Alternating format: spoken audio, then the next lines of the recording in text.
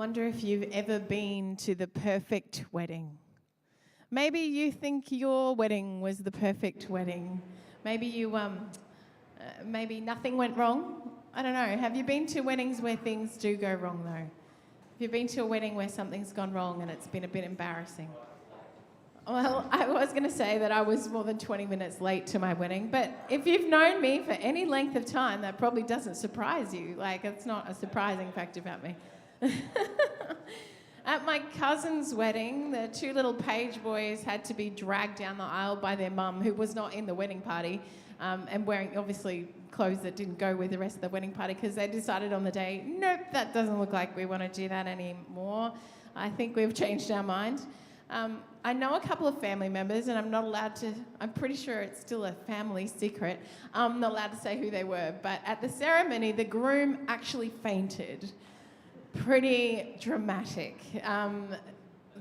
Yeah, well, he had to be sat down in a chair, and so therefore the bride sat down in a chair next to him so that they could, at least be sitting together nicely. But yeah, pretty dramatic kind of thing to go wrong. There's plenty of viral clips of people slipping over down the aisles and cakes toppling over, brides falling into lakes trying to get the perfect photo after the wedding. So we know that life happens at weddings. Things go wrong on people's big, perfect days. In Cana, in Galilee, weddings were a significant celebration. In fact, in the ancient Near Eastern Jewish culture, where hospitality, honour and shame were defining values, it was a celebration and a feast that could define the future couple's position and social status. Weddings were the chief celebrations enjoyed in the year. The celebration would have been announced well in advance. Elaborate preparations were made. It was a joyous occasion that would go on for as long as a week. In fact, when Jews reflected on what heaven or the arrival of the Messiah might look like, they thought about banquets. And the wedding banquet was the foremost model that came to mind. Now, this wedding that we see in Cana, we can assume that in some way this family is connected to Jesus. Relatives or very close family friends of his, because his mother Mary is present as an invited guest, and so are his disciples. So we've got Jesus here at a family wedding of some kind, joining in on this celebration in everyday life, when he's invited by his mother Mary to intervene in the proceedings. The celebration of a wedding at this time has to follow certain customs, to the point where there were legal implications if these were not followed correctly. Gifts that were brought had to honour the family. Different kinds of symbolism that was used in the wedding had to be present.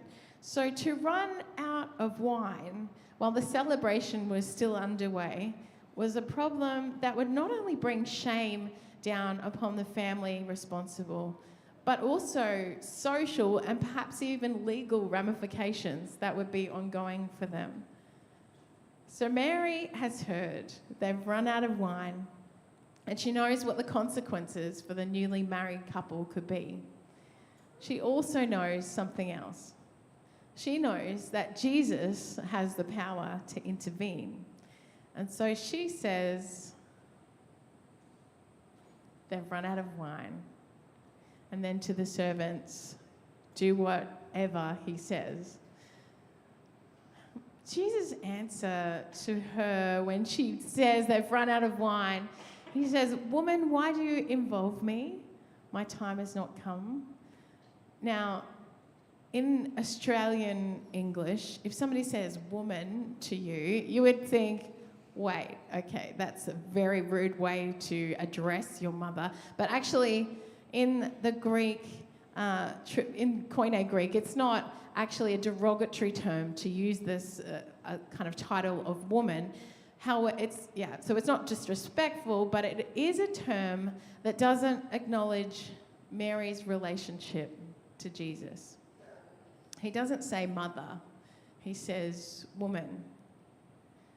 Because there's something happening here. He's explaining to her that he doesn't act according to her timing or her request, rather in God's time, at God's behest.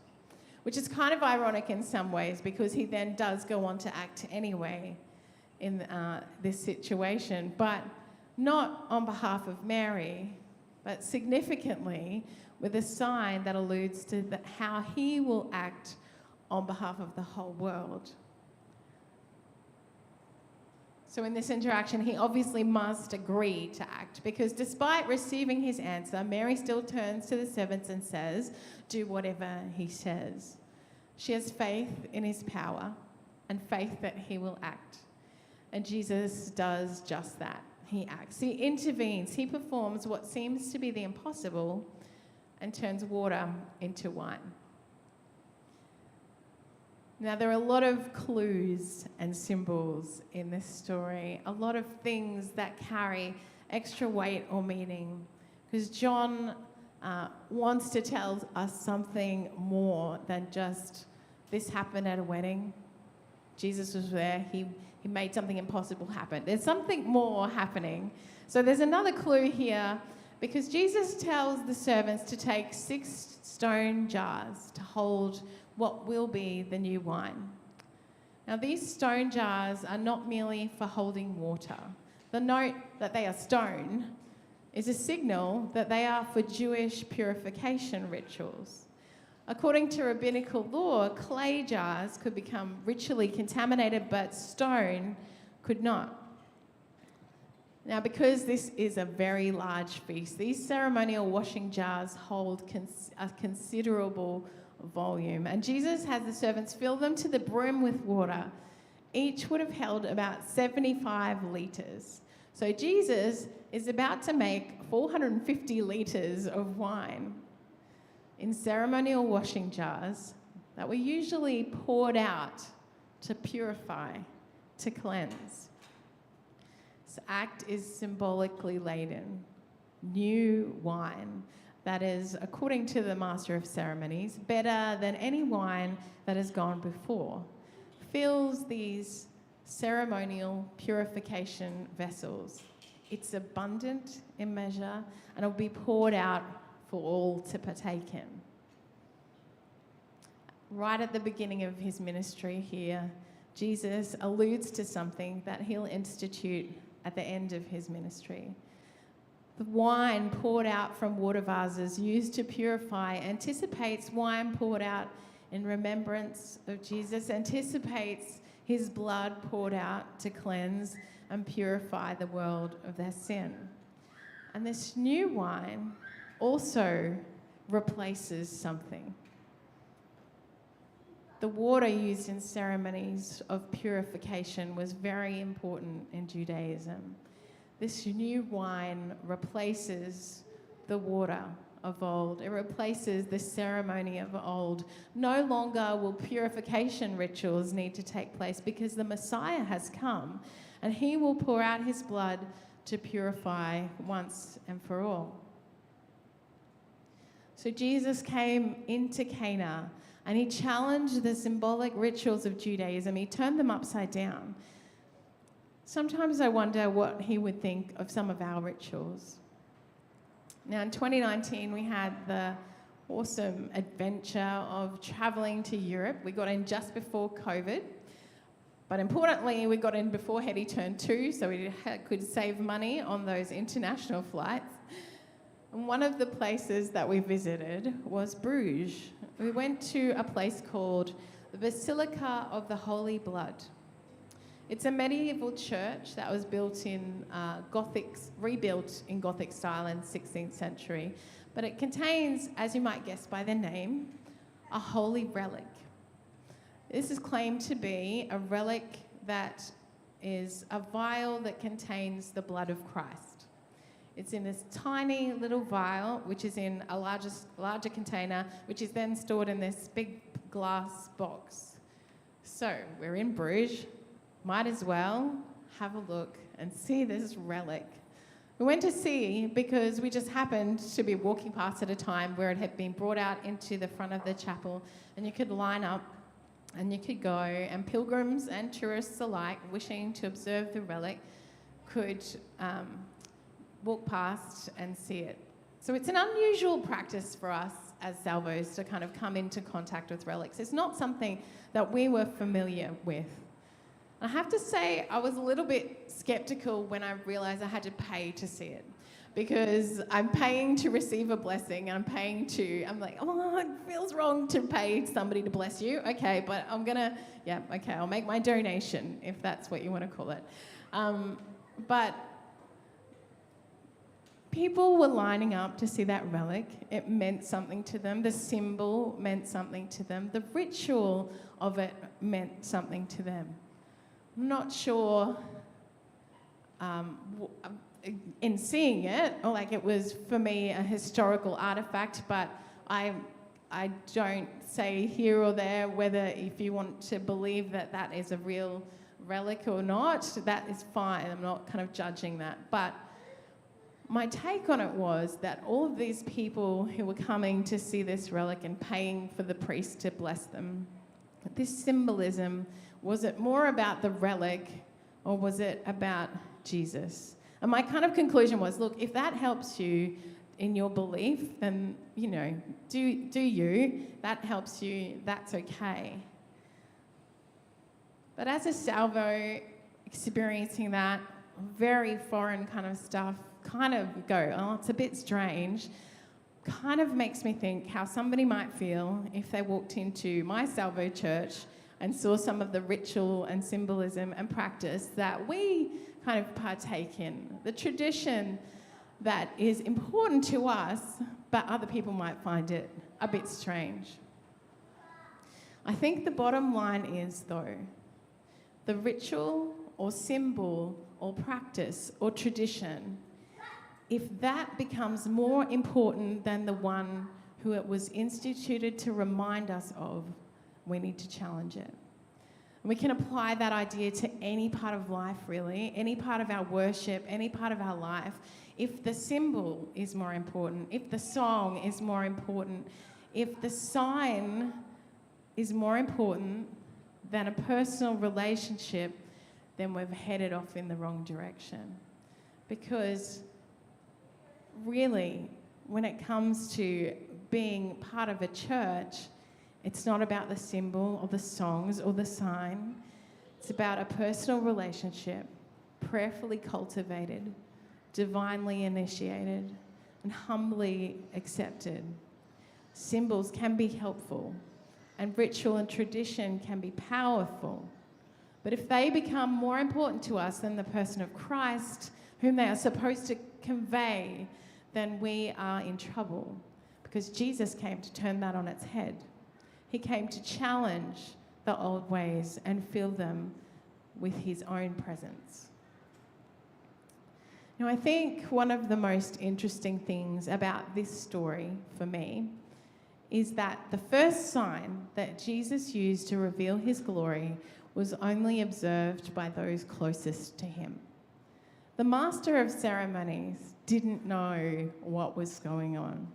He didn't know that there was a miracle, and most of the guests don't appear to know what happened because the groom didn't want people to know he'd run out of wine, right? He's not telling everyone. It was only those who were closest to Jesus, Mary, the groom, his disciples, they knew, and his disciples saw and believed. Jesus' glory was revealed to those closest to him, those who continued to follow, to minister alongside him. For John, it's not about the miracle. In fact, John doesn't even use the term miracle. He says sign. A miracle promotes awe and wonder. A sign reveals something. It discloses something about God that was hidden before. Signs are not merely acts of power and might. They unveil that God is at work in Jesus and in fact present in Jesus. The Shekinah glory of God that reside in the tabernacle, then in the temple in Jerusalem, now resides in Christ. His glory is revealed. There's a richness to this story, and so much we can learn about who Jesus is. The signs and symbols used by John to convey spiritual truth invite us to delve deeply into the text. But then on the surface, the simplicity of Christ's actions hold truth for us too. He intervened to remedy a crisis at the wedding of some good friends.